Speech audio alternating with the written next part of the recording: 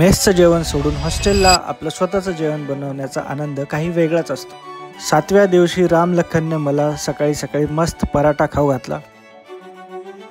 पराठा खाऊन मी निघालो सारनाथ बघायला। 80 घाटापासून सारनाथ काही 12-13 किलोमीटर होतं, तर मी रॅपिडो बुक केली। माझ्याकडे फक्त आजचाच दिवस बाकी होता, तर मी बस आणि ऑटोचं काही झंझटच नाही ठेवली आणि मी पोहोचलो सारनाथला आणि तिथे तिकीट काढलं। सगळ्यात पहिले मी धम्मेक स्तूपा बघितले, जिथे भगवान बुद्धांनी आपल्या शिष्यांना पहिला उपदेश दिला होता। आणि इथेच आहे आपल्या भारताचं राष्ट्रीय चिन्ह अशोक स्तंभ, जे तुम्हाला आपल्या करन्सी आणि इम्पॉर्टंट भारताचे जे डॉक्युमेंट्स आहेत त्याच्यावर बघायला भेटेल। इधर प्रॉपर इधर से जौनपुर।